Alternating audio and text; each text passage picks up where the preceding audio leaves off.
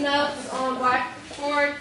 This is just the part that is that's all right in together. I wanted to make sure you had it.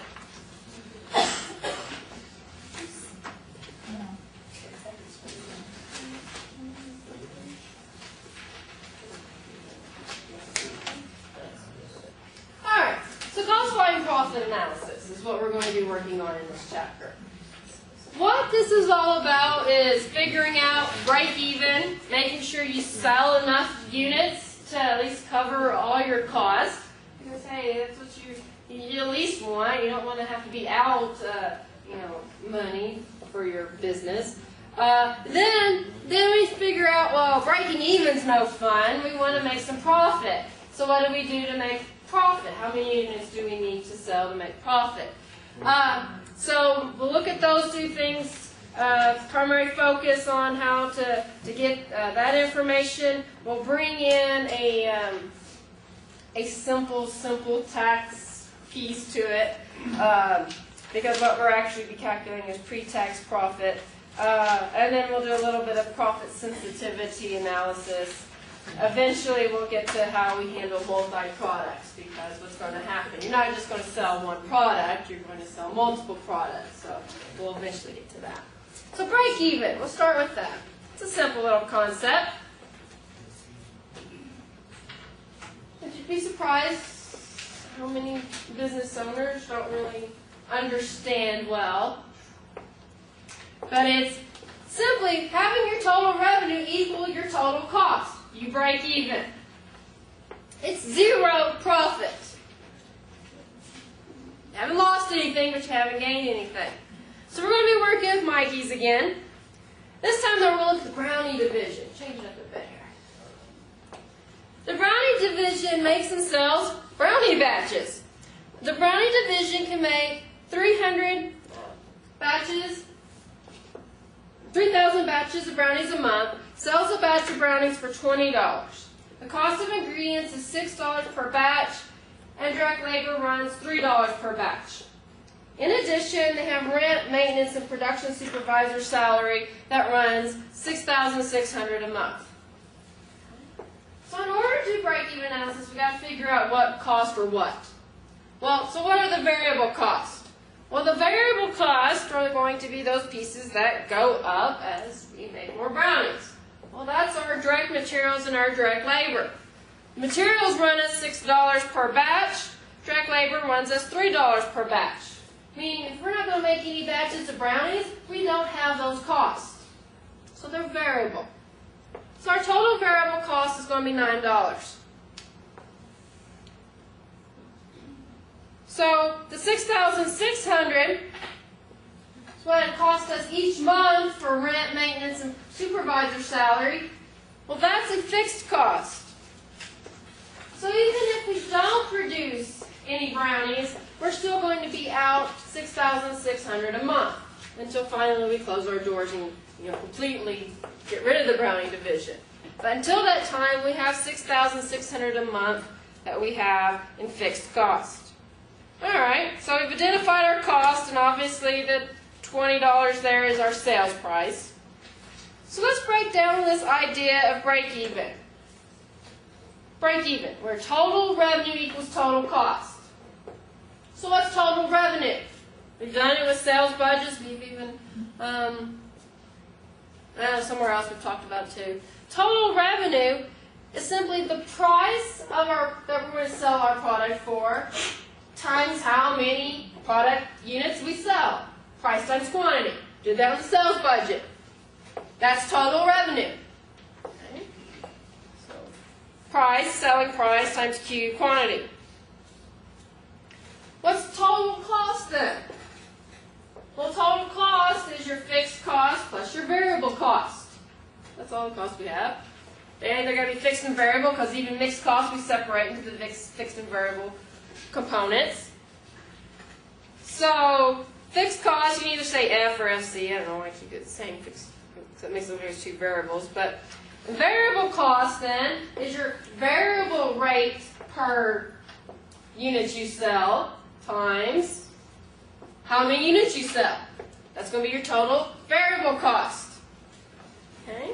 So this equation is very similar, or this is exactly where we had it before, just we're going to use y differently, where we had y equals a plus bx. Just changed it around a little bit, where a was the fixed cost, this was your variable rate per unit, and that was your units. And so, just change it around a little. So that's what we got to figure out. Going from this idea that total revenue equals total cost, breaking it down to what total revenue is, price times quantity, and breaking down what total cost is, variable cost and fixed cost, variable cost then being variable rate times quantity, and then simply plugging in what we know and solving this equation. That will give you break even. Because what do we know? We know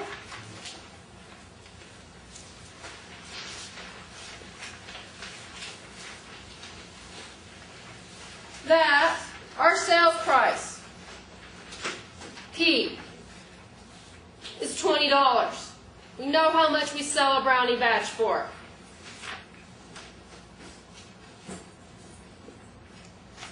We figured out that our variable cost per unit, where the ingredients plus the direct labor, are $9.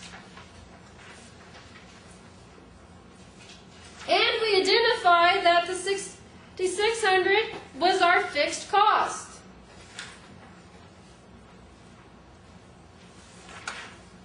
What we don't know is what the quantity is, because that's what we're going to solve.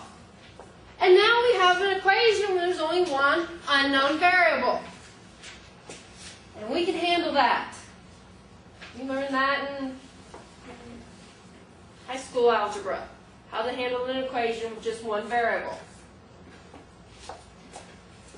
So, how we do that? Well, to solve, first you got to get like terms on the same side of the equation. So if we have a q here and we have a q here, we need to get them on the same side of the equation. So to do that, we can take 9q from this side and take 9q from this side, and we get 11q equals 6,600.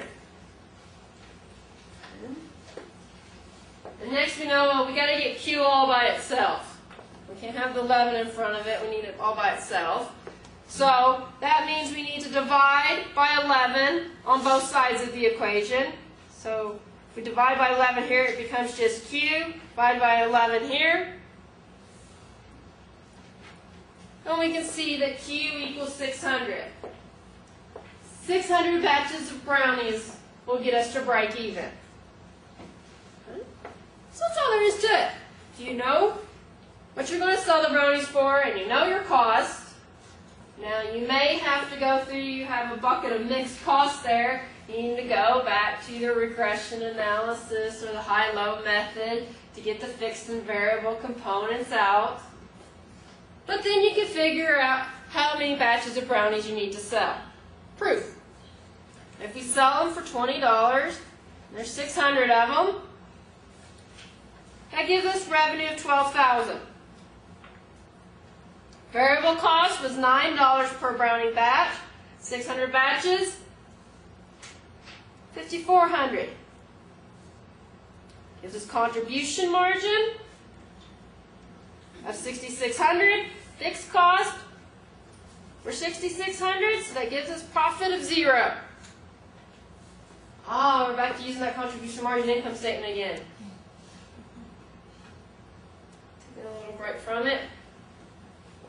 That becomes really handy here. All our costs equal our revenue.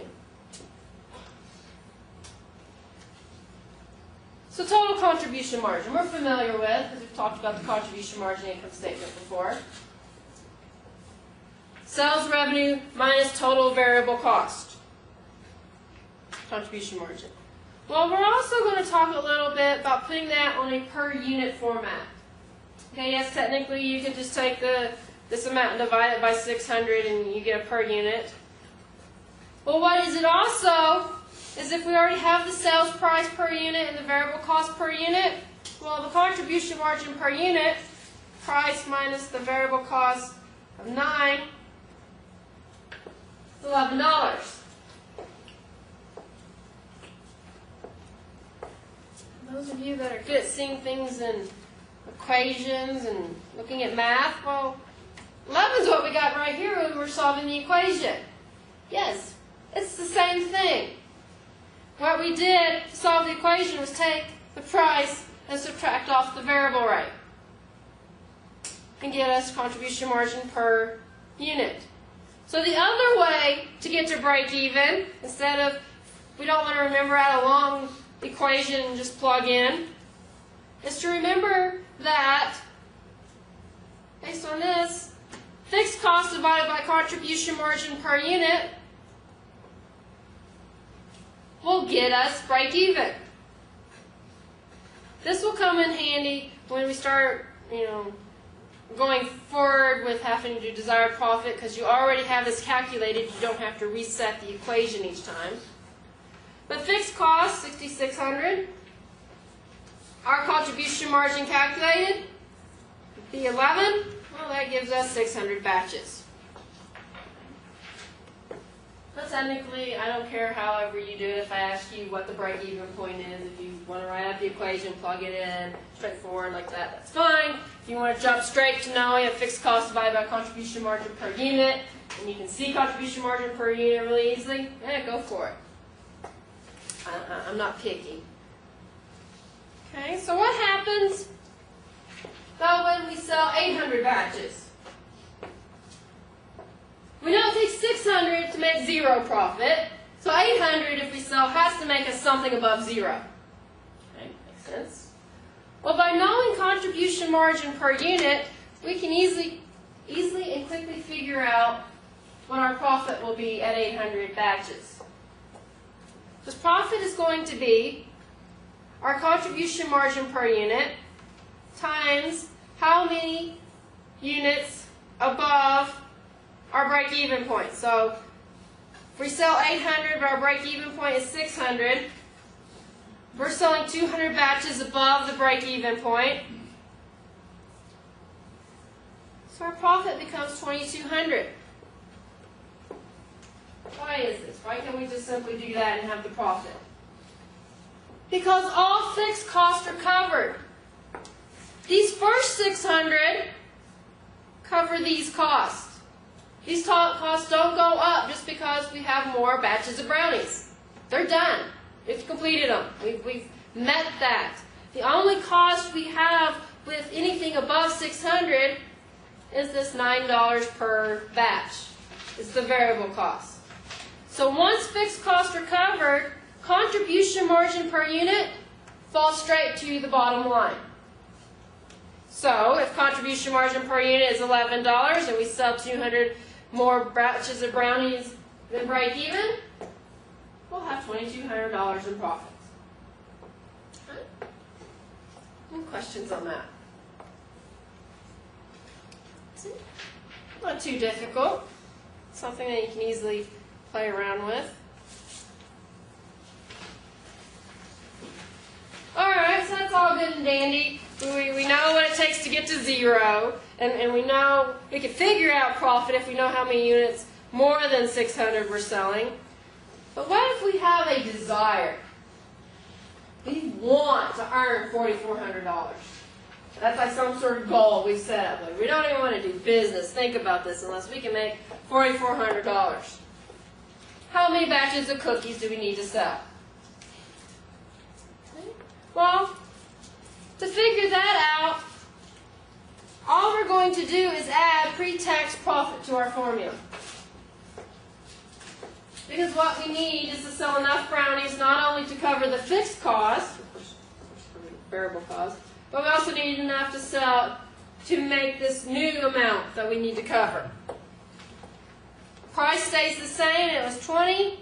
Our variable cost per unit was 9. Our fixed cost was 6,600.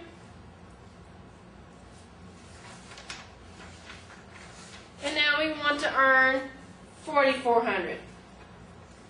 So revenue now, total revenue, has to equal total cost plus this desired profit. So that's all we're changing to our formula. We're adding a little bit more, so total revenue has to go up a bit more. The only way to do that, if $20 is set, is that quantity has to go up. So we solved as before, 11 cubed. Go ahead and add the constants here, 11,000. 11,000 divided by 11 gives us 1,000 batches. The contribution margin formula we already knew was contribution margin per unit was 11. So we just have to plug in fixed cost plus profit and divide by 11. We get our 1,000 batches. One little note on the exam when you're going through and you're calculating this. Make sure you're understanding that you either have to, if you want to put this in your graphic calculator as one line, you have to add the parentheses, or otherwise what your calculator is going to do is take the 4,400 divided by 11 and then add it to 6,600. So make sure you're careful with that. That's one little thing when you get into the exam. It's something you know, but when you get to the exam, you start getting in a hurry. I see that a lot, so just be aware of that. Alright, so now we know if we sell 1,000 batches, we'll make our desired profit of 4,400. That sounds pretty good. And that wasn't too hard to calculate.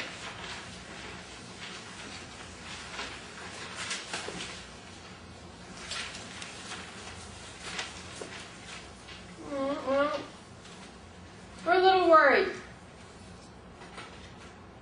Let's say that normally we do sell 1,000 batches of brownies and our normal profit is 4,400. So our normal operations are going, we're selling around 1,000. But we're a little worried. We hear about this whole economic problems. We don't know how immune we are to them. And we're kind of worried about our industry. We want to know, how much of a cushion do we have? Margin of safety will help us look at that. Margin of safety dollars is simply the sales dollars less the break-even sales dollars. It's how much sales can fall in dollar amount before we're going to start losing money. Well, so let's use our 4,400 calculated as our normal profit. Normally selling 1,000 batches of brownies. So what would our revenue be at 1,000? Well, that would be 20,000. Well, what is our break-even sales dollars? Well, to break even, we had to sell 600 batches. So 600 times 20 is 12,000.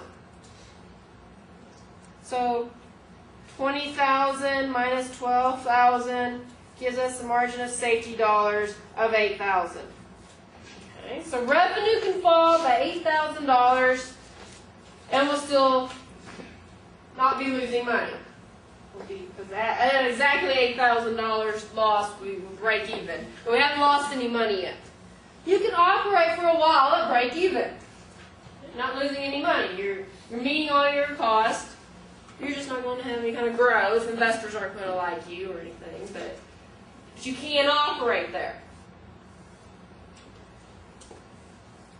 But just saying $8,000 revenue can fall, and it's like saying, okay, that's just a number. It doesn't have no meaning to me. Especially, okay, with the brownies, what does that mean? Versus, cars. 8,000, well, that's what? A portion of a car. So what doesn't really have meaning? So margin of safety ratio will put meaning into that. That's margin of safety dollars divided by the total sales. And in this case, we're going to use total sales of, we'll call it normal operations, call it. Whatever you use as to calculate that initial sales dollars. So margin of safety ratio, we're going to take the 8,000 and divide it by the 20,000. That gives us a ratio of 40%. That we can see a little bit better. Sales can drop by 40% before we start losing money. And then we can start making some judgment calls. Oh, wow, industry experts are expecting brownie sales to drop by 60% next month. Wow. If ours drop by 60%, well, we're going to start losing money. We need to start doing some cost-saving techniques now. Can we talk that production supervisor into getting paid a little less? Can we try to find cheaper labor? Those are the types of decisions you start making when you see what your margin of safety ratio is compared to what you think is going to happen. Okay, it's not an exact science. It never is, and the industry indicators aren't exactly right. I mean, no one knows for sure what my brownie cravings are going to be next month. So I don't know how they can predict it, but you try in business. And margin of safety is one of those tools to use for that. That's all I'm presenting here is just a little tool so you can kind of see how they make judgments about how much their revenue can fall before they start having, start losing money and that sort of thing. All right, any questions on that? All right.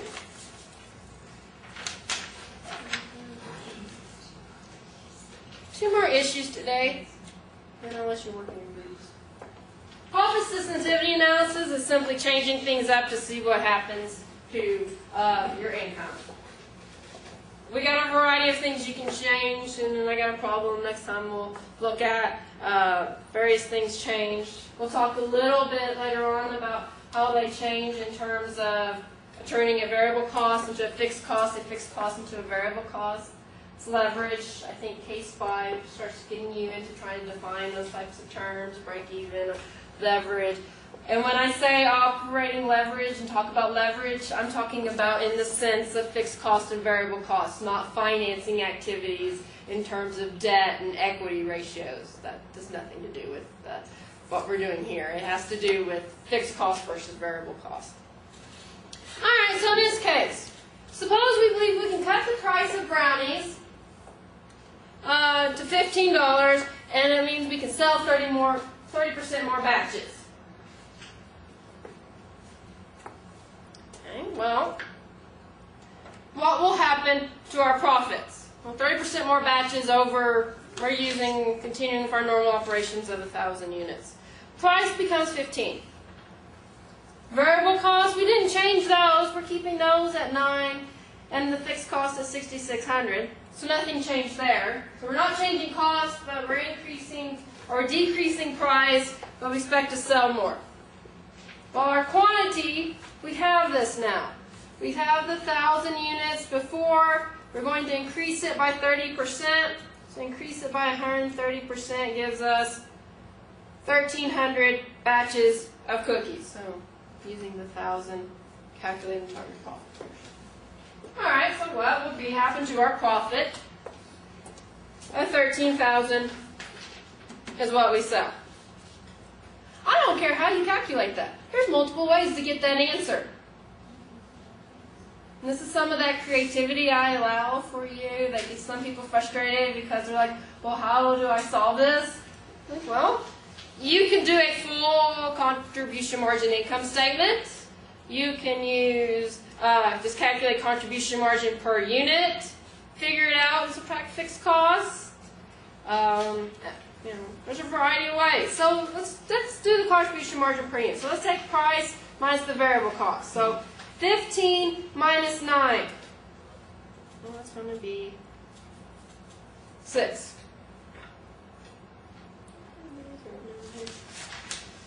So it's going to be $6 the contribution margin per unit if we sell 13,000 units.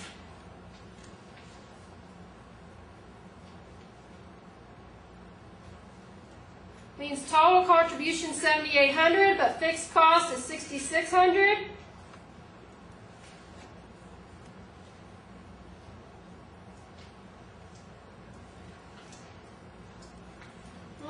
profit will be $1,200. Well, profit was $4,400, so by lowering the price, profit goes down, whatever, 44 minus 12 goes down. Wow, even though we're selling more batches of brownies, it's nowhere near enough to cover that price drop.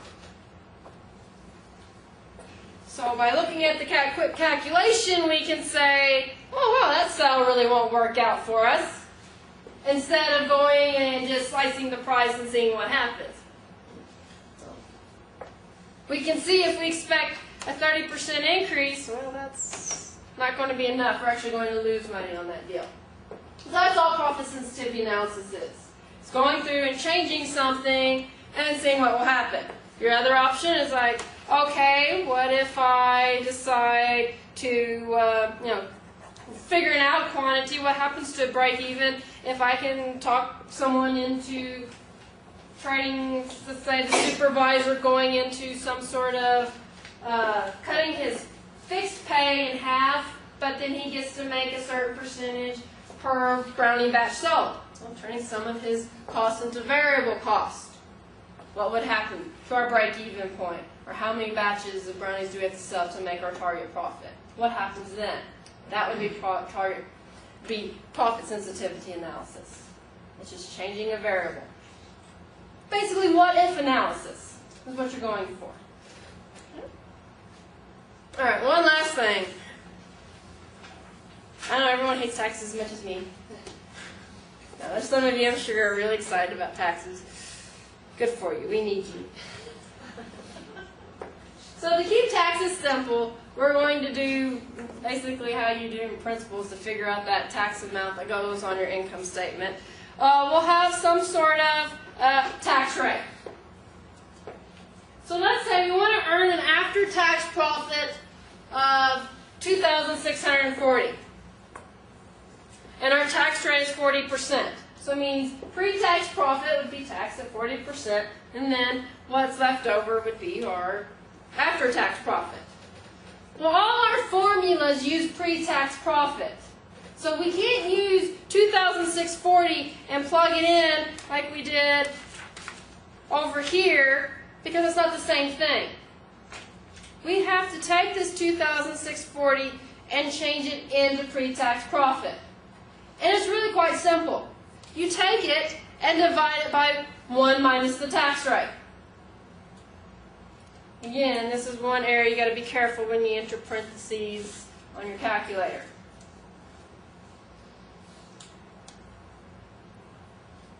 So 2,640 divided by 1 minus the tax rate, which is 2,640 divided by 0.6. What happens? Well, that's back to that 4,400.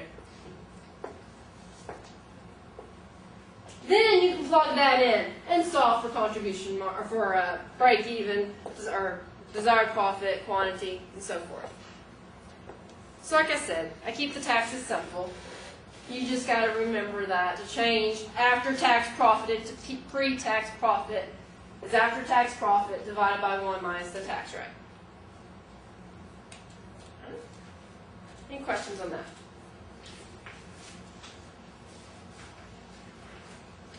Alright, since I know that you have a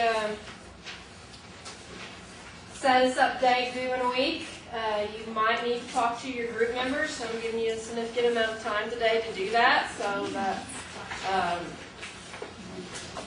you don't necessarily have to meet outside class. We'll finish up CVP with multi-products and then a discussion on operating leverage next time, and then get into those relevant decision-making problems.